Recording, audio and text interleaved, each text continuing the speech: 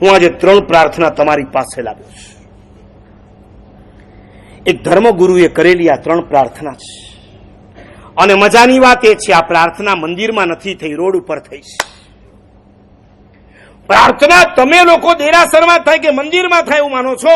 આ પ્રાર્થના દેરાસર કે મંદિરમાં નથી, રોડ ઉપર થઈ છે. અને પ્રાર્થનામાં મોટે ભાગે મારાથી શરૂઆત કર, બરાબર છે? આખા જગતનું કલ્યાણ કર, પણ શરૂઆત મારાથી કર, બરાબર? તો પ્રાર્થના હંમેશા પોતાના માટે હોય છે. ભગવાન આ તકલીફ, ભગવાન તે તકલીફ, પ્રાર્થના મારાથી શરૂઆત થાય. અને આ પ્રાર્થના તમારાથી શરૂઆત નથી કરવાની કે તમારા માટે પણ નથી કરવાની. પોતાના માટે એકલા પોતાનો વિચાર આવે એને સ્વાર્થ કહેવાય. આખા જગતનો વિચાર આવે એને પરાર્થ કહેવાય. આ પ્રાર્થનામાં સેન્ટરમાં ક્યાંય સ્વાર્થ નથી, એકલો પરાર્થ છે.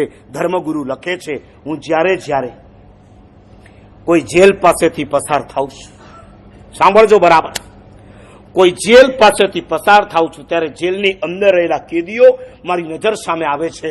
અને હું મનોમન પરમાત્માને પ્રાર્થના કરું છું, એ ભગવાન આ જેલમાં રહેલા તમામ કેદીઓને તું સુખ આપજે. અને નંબર 2, તું સદબુદ્ધિ આપજે. કારણ કોઈ દુર્બુદ્ધિને કારણે એનો આત્મા બિચારો અત્યારે જેલની અંદર ચાલ્યો ગયો છે. ભગવાન તું એને એટલા માટે સદબુદ્ધિ આપજે, આવતીકાલે જેલમાંથી બહાર નીકળે ને પછી ફરીવાર દુર્બુદ્ધિને કારણે એને જેલમાં જવાનો વારો ન આવે. માટે પ્રભુ આ જેલ પાસે આવેલા જેટલા પણ કેદીઓ છે એ બધાને તું સુખ પણ આપજે, સદબુદ્ધિ પણ આપજે. ધર્મગુરુ આગળ લખે છે, હું જ્યારે પગે ચાલીને આગળ વધું ને કોઈ હોસ્પિટલ દેખાય અથવા કોઈ એમ્બ્યુલન્સ મારી બાજુમાંથી પસાર થાય, હું ઊભો રહી જાઉં છું અને ફરી એકવાર મનોમન પ્રાર્થના કરું છું, આ હોસ્પિટલની અંદર, આ એમ્બ્યુલન્સની અંદર જેટલા પણ રોગી હોય, દર્દી હોય, પેશન્ટ હોય, કોઈ રોગની અંદર સબળતા હોય તો પ્લીઝ પરમાત્મા તું એને સાતા આપજે. અને કદાચ એનો રોગ દૂર ન થાય અને એનું મોત થાય તો મરતી વખતે તું એને સમાધિ આપજે. અને એ ધર્મગુરુ છેલ્લે લખે છે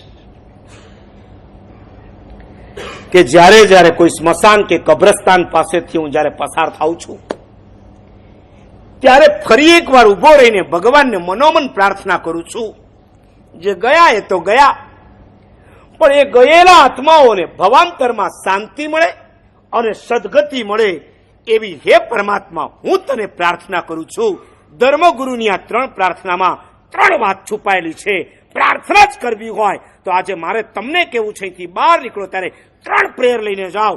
ભગવાન મને સદબુદ્ધિ આપો, ભગવાન મને સમાધિ આપો, અને ભગવાન મને સદગતિ આપો. જીવતા સદબુદ્ધિ જોઈએ, મરતા સમાધિ જોઈએ, અને પરલોકમાં સદગતિ.